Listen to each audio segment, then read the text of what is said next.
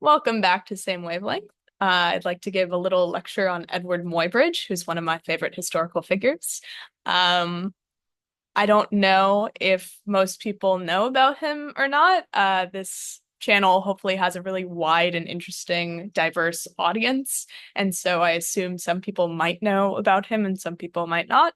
But I wanted to talk about him because his contributions to photography and cinema and animation are crazy huge, and he's this sort of strange mythical figure whose work really encapsulates my personal interest in both art and science.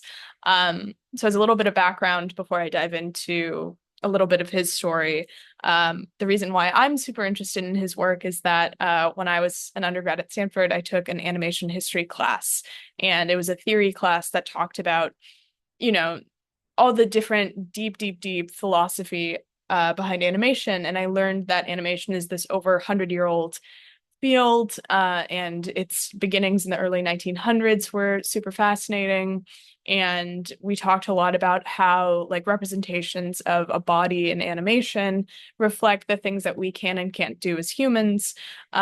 Super interesting stuff. A lot of talk about how originally cartoons depicted a lot of supernatural things because animation was something so different from typical cinema, except for stop motion, where you can actually bring these things to life that are typically static. So you have things like the really old Disney skeleton dance, as an example.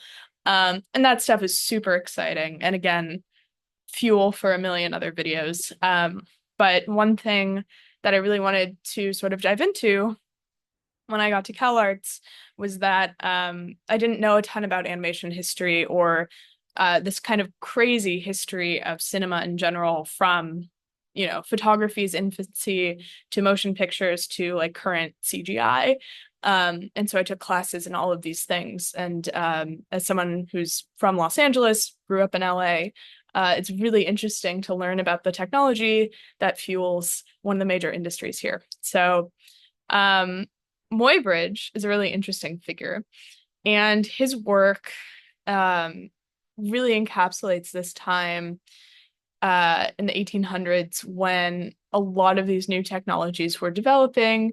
I think a lot of focus on photography when it's talked about in an art historical context is about how it changed painting from being something that was about sort of directly recording what people and objects looked like into this sort of post-photographic space where abstraction became, you know, one of the only means of, differentiating painting from now this mechanical reproduction of the world. And there's a bunch of different theories about that that are absolutely fascinating. And I'm not doing it justice, just, briefly talking about it. But I think one of the things we don't talk a ton about in art history classes or lectures is the beginning of cinema and how that's like really truly an art form and not just a means of entertainment. So Muybridge, um, how do I describe him? I'm gonna share my screen. Hopefully this works. Um, this is the Wiki Commons site, where Wikipedia hosts their common images that are in public domain. And I thought this was the best way to sort of showcase some of the work that Muybridge did. So he would do this thing. This is also just a tiny snippet of this man's life. He had an absolutely fascinating life. Um, you should read the Wikipedia article on him. But the stuff that I want to talk about specifically is his contribution to motion photography and cinema. And so he would take these photos that were basically in seriatim. So you'd have someone doing something, and you'd have originally, multiple cameras, like on a racetrack for a horse, which I'll get into that. And he would capture the horse moving, and then this would be projected back as like truly one of the original like moving images. And he's such an important figure in the origins of motion pictures. Um, and it's super fascinating. And the reason I personally am interested in this is because it's so clear to me that these um, multiple images, both of animals and people, um, so basically, just to explain what you're looking at here, you'd have a model doing something, walking or jumping or running, and often they would be nude for the purpose of scientific sort of exegesis. And they would be played back as a way to see like what things look like when it's like too fast for humans to see and understand the movement, if that makes sense. And originally he was hired by Stanford, the founder of Stanford University, to capture a horse running. Like there was no high-speed photography at the time. There's like barely like photography. It was still so like new and exciting and experimental. And so that's where you get his, Muybridge's origin is that he captured the first images of a horse running. And the old story about this is that he did this because there was a bet on whether, uh, you know, when a horse is running, whether all four of its feet are ever off of the ground. The bet thing is sort of apocryphal. But the question was there of like, you had painters who were painting and drawing what horses running looked like, but they had never actually seen a still frame of what a horse running looked like in reality. And so when the footage came out that horses do have four hooves above the ground, but it's when the feet are like all under the body rather than splayed, was totally counter to what people expected, which is super fascinating. So that's like really interesting. That's kind of the backstory. Muybridge produced like 100,000 photos in Pennsylvania with I think the University of Pennsylvania. And it was like more of this interesting stuff that was really truly scientific. And I think one of the things I find truly interesting about this work is that it's such a clear example of how the arts are helping explore the sciences and they're working in tandem to understand a problem. And I think what's important is that um, there's this understanding that art is a means of communication of a scientific issue, and they both in this moment have the same goal of revealing something about the world. So they're not contrary. They're not, it's really truly using art as a tool of expression. And I'm sure at the time, this kind of photography wasn't seen as like artistic expression, right? It was a new technology. It's probably the way in which we view something like coding, where there are artistic elements to it, there's creative elements to it, but it's not being viewed as art in itself. I don't know, I wasn't there, obviously, to be a fly on the wall during these conversations. But to me, it's extraordinarily artistic. You look at these photographs of, a man hitting a baseball with a baseball bat. And to me, that looks like graphic design. And it's scientific, or you can tell that they were interested in the scientific elements of it because behind every model or animal, there would be a grid in black and white, which obviously probably was there to help calibrate like the photos themselves, but also like is really useful to people after the fact who are looking at what was happening and say, oh, well, this person moved this much in this amount of time. You can calibrate speeds, you can do all these things that like technologically, this is pre-sensors or like pre-like sensors as we think of them now. So you're doing sort of really radical exploration into motion without any of the tools that we today are so used to. And so that's why it's really fascinating to look at the history of this work, because it's like truly like a look into everything in the world around us. And Muybridge was absolutely fascinated in things that are extremely mundane, a person walking, a person running, things that we take for granted as things we understand. But it's really just things we don't give any sort of mental credit to. So on the one hand, he's doing things like photographing bison, big animal in the wild. And then on the other hand, he's like having a woman pour a cup of tea. And that's super wonderful and useful for artists. I have a bunch of books of his photographs because they're references for me. And if I'm trying to think about like, well, how do I draw someone How does someone typically hold this thing, or like what is the muscle movement when someone is moving in a certain way? Having those photographs is incredible. And this gets into sort of the history of reference photography, which I have no idea again whether Muybridge was even really interested in painters or anyone else looking at these things. I mean, surely he was, because of the discussion of like, oh, well, how are painters painting horses, et cetera, et cetera. Um, but I don't think even he could have predicted how useful this kind of work would be to artists, to animators, etc.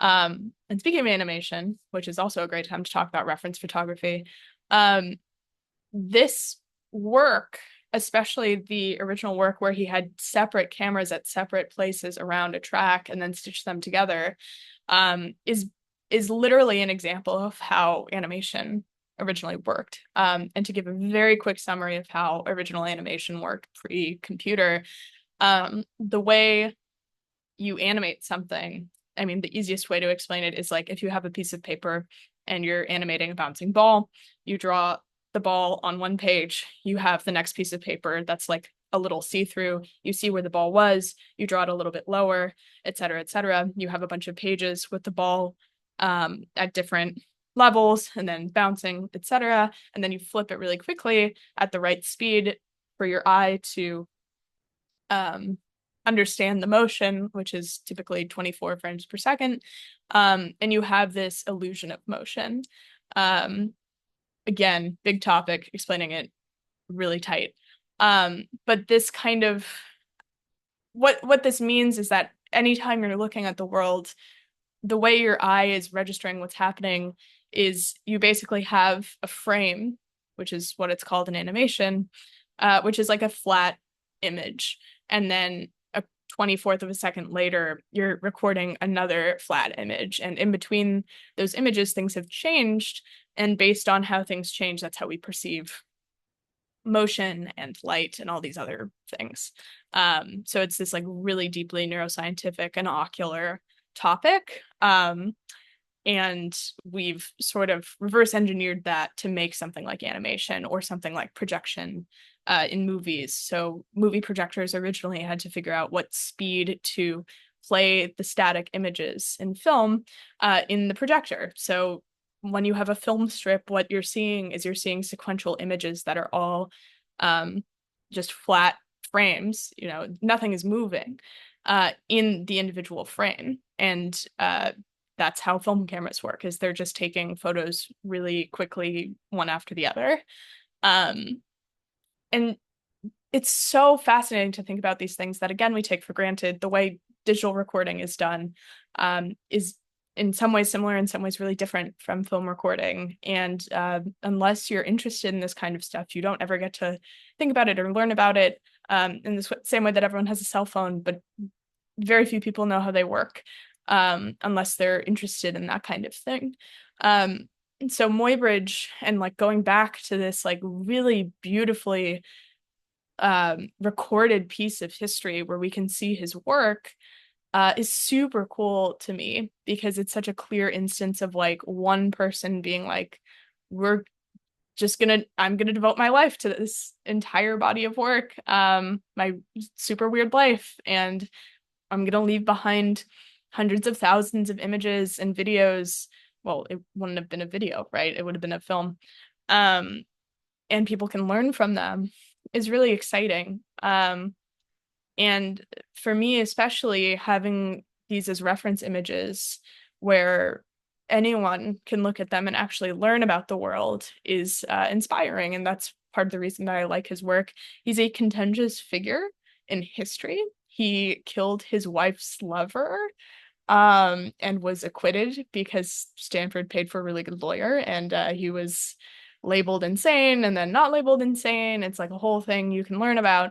But I think he's sort of one of these, again, mythic old history kind of figures from the 1800s where you're like, it's crazy that someone's life was like this. And they left behind this work. And I think, unfortunately, his stuff has sort of been forgotten to history. Or at least, his name isn't super remembered.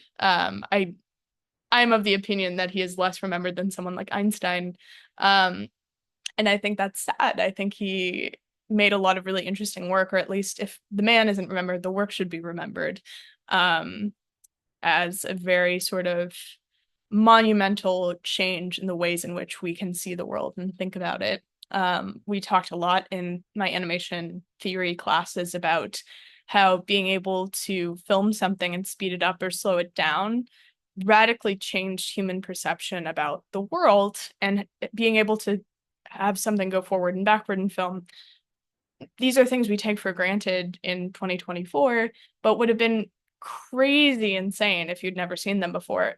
You must think of it in the same way that like a child seeing something sped up or slowed down for the first time, it's revelatory. Um, and again, these are the things that I want to talk about, like these things that are, in a sense, so simple for us to think about now are really earth-shattering. And if I can bring back a little bit of childlike wonder by having these stories or showing these images or getting someone to think differently about something, then I have achieved my goal as an educator or whatever, as a Katie. Um, so that's what I wanted to talk about today. I think he's super interesting. I literally talked about the smallest snippets of his life. But you should go down the rabbit hole of Wikipedia or an encyclopedia and just learn about his stuff. Because people before me have done it way better than I can, but I love to talk about the different connections between things, like everything else in this channel. So thank you, and stick along for more weird videos.